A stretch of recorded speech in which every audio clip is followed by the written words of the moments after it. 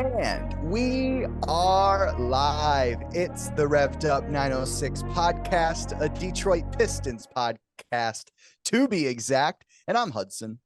And I'm Ryan. And before we get into tonight's matchup of the Detroit Pistons versus not the Sacramento Kings, the San Antonio Spurs. But before we get into tonight's recap, I want to make sure to remind you guys of a few things. And that is, if you are new to the channel and you are a Detroit Pistons fan, I want to make sure you subscribe. And if you want to be in the know when we are uploading to our YouTube channel, make sure to hit that bell button and turn on your post notifications button so that you are the first to know when we are uploading to our YouTube channel. And if you happen for some reason to like our content, make sure to comment below and give us a thumbs up, because if you give us a thumbs up, that will shoot us out into the YouTube algorithm and range and reach more people. That will help this Detroit Pistons podcast to grow. So we would greatly appreciate that. And if you aren't as so much into the long form content that is our YouTube channel, you can follow us on Instagram and on YouTube Reels, where almost each and every day we are uploading 30-second clips of the highlights from each podcast and each video. So if you're not so much into watching a 45-minute video, make sure to follow us on Instagram so you are in the know with our short form content.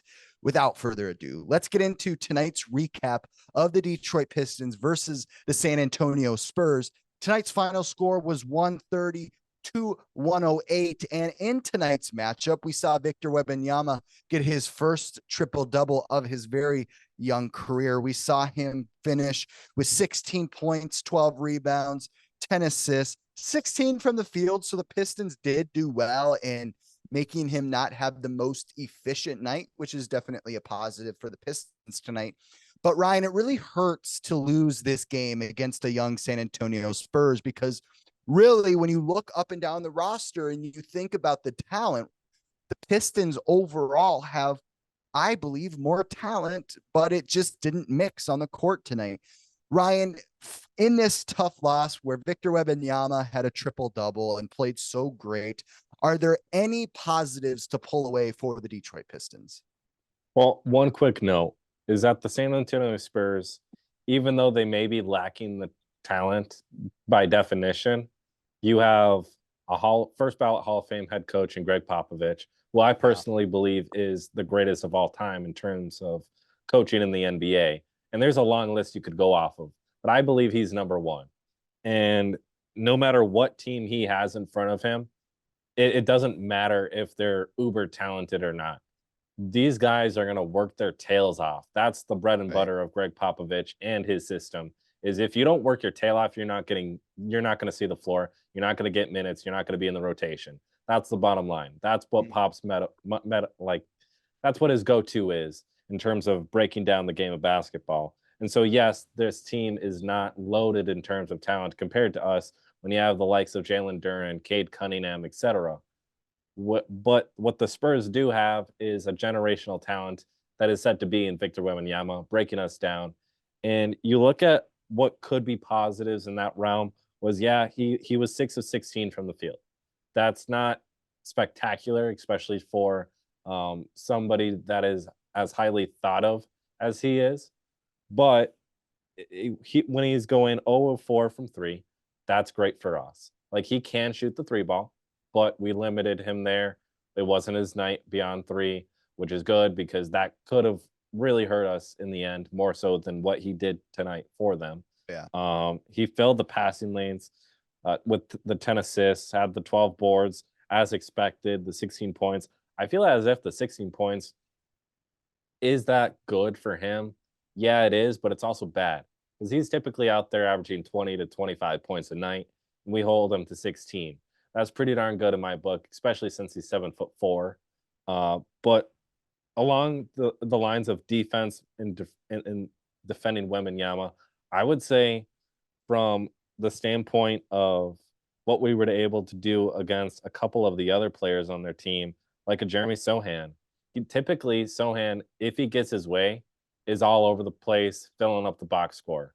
And he did not do that tonight. He was He was really one dimensional in the sense of I'm just going to look to score versus doing everything else that I typically do. And so the defense from Livers was a big step in that. Livers, his box score wasn't crazy tonight. He didn't play a whole lot, 17 minutes only. But in those 17 minutes, you saw him working his tail off on the defensive end. And typically, me and you, as everybody knows, if you're watching us, is we typically kind of look to bash Livers a little bit more so than not, just because he's given multiple opportunities and he just doesn't execute when he's supposed to, or you would expect him to. But tonight, defensively, Isaiah Livers stepped up against the likes of Jeremy Sohan and the likes of a couple others from the Spurs. And it really was, even though our defense overall wasn't great, we still were able to slow down Victor Wembanyama and a Jeremy Sohan, who both together are uber talented compared to a lot of the, I guess you could say, duos in the league today. Yeah, I do agree with you. I think keeping Victor Wembanyama to only 16 points is a great thing for the Detroit Pistons, and it kind of shows the resiliency of Jalen Duren. The biggest issue with the Pistons going up against the Spurs tonight was the Pistons allowed 8 players on the Spurs to score double digits and more. So that's the biggest issue, is we were able to slow down their top 2 guys in Sohan and Wembanyama, but Seti Osman and Vassell were able to and others were able to make a big impact, and whether it was on the starting 5 or off the bench, it was pretty tough to watch. But a positive that I took note of was Marcus Sasser actually got some decent minutes tonight. And we haven't really seen Monty Williams really give him Marcus the nod in the minutes department yet early in his career. And we saw Sasser get 16 minutes, 6 points, which is nothing to blink at, but 3 of 7 from the field. So fairly efficient. But the thing that I want to make note of is the 5 assists, because I talked about before the season began that Marcus Sasser may be the guy that shocks the world if he is given the opportunity. And we know that he is good offensively, but one of my biggest worries for Marcus Sasser is whether he can facilitate an offense in the NBA. Because when he was at Houston, he had the big man Jarris Walker and himself, where they were the dynamic duo, where he really just set up Jarris or he found his own shot whenever he wanted. But then he comes into the Detroit Pistons and there's many other guys that are going to make an impact on the offensive end. And so to see Marcus Sasser start to kind of integrate himself within this offense in the absence of Cade was something I was really impressed by, because I saw Marcus Sasser making an effort to find in Jalen Duren in the paint and dump the ball off to him, kind of what we saw forward position in Houston.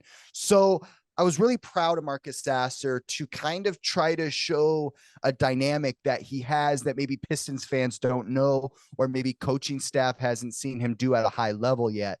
So for Marcus Sasser to get those 5 assists, those were a statement 5 assists for this young Marcus Sasser to kind of show everyone that, hey, if I get 16 minutes a game or more, I can run an offense and I can make things happen with passing, not just with the 3-point line. And I think that was absolutely huge to make a case for Marcus Sasser to get more minutes in these upcoming games. Yeah, I think he always has had that ability. He's one of those dynamic guards that typically at the college level is going to have high success. He just hasn't gotten the minutes yet for the Pistons, but it rightfully so. When you look at where he was drafted, and I know it's kind of like an excuse to make that comment, make that statement, just because it's kind of like one of those typical statements that you'd make in terms of a player that is drafted in his position that maybe hasn't gotten as good of a look as other players have had in terms of getting drafted. But Sasser, it's all about what situation he's in. What surrounds him in order to have success? What is he built around? The Pistons right now, they need ball movement. That's what their number one is. When you don't have Cade Cunningham, it's kind of hard that the ball doesn't move around, right? So like Jaden Ivey, as good as he was last year for us in terms of ball movement and starting something off, he's taken a step back again this year just because Cade has been playing more. He's in the locker room a lot more often than not. He's with the team. He's just dealing with a left knee sprain. Other than that, he'll be back. And Jaden Ivey will go back to the 2 guard spot where he's not facilitating as much. So right now with the Pistons, and even Killian Hayes has struggled from time to time as of late. I don't necessarily know why that is, but he's kind of in a slump of his own. But without Killian Hayes being a facilitator, without Jaden Ivey facilitating at a high level that he was at last year, that he's not doing this year, Marcus Sasser has the opportunity, because when you look at the depth chart in terms of guards, you had Cade. Cade's out with an injury right now. You have Killian, you have Jaden. And outside of that, you have Alec Burks. And Alec Burks, as good of a player he is offensively in terms of being able to facilitate too, he's not a great facilitator. So Sasser has an opportunity here just because the guys before him and in front of him aren't that great in that field, whereas they're all great scorers.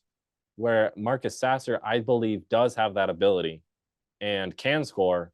And that's exactly why Weaver drafted him where they did. And that's why Monty has given him as many opportunities as he had so far. It's just more of like, can he build upon that game by game? And if I give you 8 minutes out here one night and I gave you 16 minutes the other night, can you still progress and get better and improve? And are you showing that to me in practice on a daily basis? And are you doing the little things right in order to get those minutes? Because there's a lot of guys that I look at this team, and even though we are severely underperforming right now, Jaden Ivey, I'm sure, still has a little bit of an edge. Well, actually, probably a lot of an edge. Same with Alec Burks. Same with Killian Hayes over a guy like Marcus Sasser, just because even though Marcus has the experience at the college level, he still needs to get adjusted to the speed of the NBA. And so I think that's why you're seeing the minutes decrease there. But otherwise, Sasser, in terms of his overall ability, I do believe he is right in hand with a Killian Hayes and almost right in hand with a Jaden Ivey. He just needs to be given that opportunity. And I do see that opportunity coming very shortly. Something we have to absolutely shine some light on in tonight's recap is my guy, our guy, Jalen Duren. Finished tonight with 21 points, 12 rebounds, 10 of 16 from the field, 1 turnover, let's see how many personal fouls. He had 4 personal fouls. That's not uncommon for our guy, Jalen Duren. But right now, Jalen Duren is playing on another level. He is just playing great. He had some, plays where he had 1 air ball, and he still has some of those plays where he shows that he's a sophomore and he's only a second-year man. But it was really nice to see him get in the a double-double rather. He broke his 8-game streak of double-doubles last outing against the Sacramento Kings. He fixed that tonight. And it was especially great to see him have a 20-point outing with Cade out, because we need help in trying to sustain our offense through 4 quarters, but then also to do it against the very long and tall Victor Wembanyama was pretty impressive to me. But Jalen Duren just really seemed to be a man on the mission tonight. He wanted to try to bully Dominic Barlow, and he did it a couple times, and it was very impressive to see. We are starting to kind of see a flip switch a bit with Jalen Duren, where he is trying to take advantage of mismatches. He is trying to utilize his mid-range jumper. What we saw tonight, we kind of saw him utilize that. And then also his post moves. He is trying to back guys down. And it's really cool to see guys like Killian Hayes, who finished with 12 assists, Marcus Sasser, Alec Burks, starting to kind of feed him in the paint a little bit. And that's actually what we are going to talk about this week in this upcoming Saturday's post is for episode number 12, we're going to talk about get Jalen Duren the ball and what that looks like in the dynamic of Jalen Duren being a centerpiece in the Pistons offense. And I think we are starting to see the Pistons starters and bench players that mix with Duren start to kind of think that way. And I think their minds are kind of turning that way with the absence of Cade, but it's necessary because Jalen Duren is starting to expose opposing big men. And it's great to see for the Pistons future. Yeah, Monty Williams, it's been noted that here this season in practices, Monty's been like, "Hey, when you have an opportunity to take your own shot, take that shot. Like, don't pass it up." But during in the unselfishness that he has as a player, he looks for others. He never looks for himself. And the only time he really looks for himself is when he knows like, "Oh yeah, this is a clear-cut basket. I'm going to get this right now." He doesn't force things up. Like case in point, tonight he had 16 shots. Like that's as high as it is for him. In terms of everybody else, you had Jaden Ivey have 18 shots. Uh, Bojan Bogdanovic was right behind him with 13. Alec Burks had 13. Kevin Knox had 11. So it's like he's giving these opportunities to others to have shots too. The unselfishness has not gone away, but he's looking for his shot the last couple games or so, more so than he has this entire season. And I really think that's because Cade is out with injury right now. But even with Cade back, I do see it in a world where Duran is still getting these high numbers of shots and like being as dominant as he is, because we haven't seen a player like him be as dominant as he can be from time to time in a long time. Like everybody makes note that he's the mini Dwight Howard, and you could make that assumption that could be a good like uh back and forth between the two in comparison. But I don't know if it's like he is the mini Dwight Howard. I think he is in his own class. There's been a lot of dominant bigs in the NBA and history wise with Shaq, Dwight Howard, etc. But I think Duran is in a class of his own because he's able to do a little bit more so of where the game is going right now in terms of being able to shoot from beyond the arc, being able to put the ball on the floor, cross him up, post him up, hit a fade, whatever it needs to be done. That's what the NBA is today in terms of big men. You need to be able to play everywhere. And Duran, if given the opportunity to do so, and you take away the little bit of the unselfishness of him and the person he is, I really think that in terms of what he's been able to do and showcase us, show us from time to time, I think he can be one of those dominant bigs that can hit the jumper when needs to, can cross you up, can hit the fadeaway, can hit a three in the corner, whatnot. I think he can do all those things. He just needs to be a little bit more unselfish, because in a game like tonight, where he had the 10 of 16, only missed 6 shots, and he had 21 points, if he were to just increase the volume of shots taken a little bit more so than he has, and then you have Cade back and everybody's healthy, and you're playing like you have this entire stretch, and Cade was playing like he never left and wasn't injured and was still getting you the 30 points on any given night, man, imagine how dominant this team could be and what Duran could just bring them any given night. Before we wrap up tonight's recap, two things I wanted to note of. Something that really hurt the Detroit Pistons tonight was Keldon Johnson off the bench. He gave us 17 points. Another positive, though, is Jalen Duran, Bojan Bogdanovic, and Jaden Ivey combined for 59 points. So it was great to see that trio kind of combat the scoring issues we saw against the Sacramento Kings. They only scored 110 points, but it was great to see those three guys score almost over half of the points that we scored tonight for the Detroit Pistons. So that was a great outing from those three. That will do it from tonight for tonight's recap of the Detroit Pistons versus the San Antonio Spurs. Tonight's final score was 130-110 in the San Antonio Spurs favor. Before you guys leave, I want to make sure to remind you guys to like and subscribe. And as the Pistons go in further in this season and a losing streak here, we would love to know your guys' thoughts on everything going on with the Detroit Pistons franchise. So if you want to comment below at any point during this episode, that would be great. We would love to know your guys' feedback. We will see you guys in the next Revved Up recap. Peace.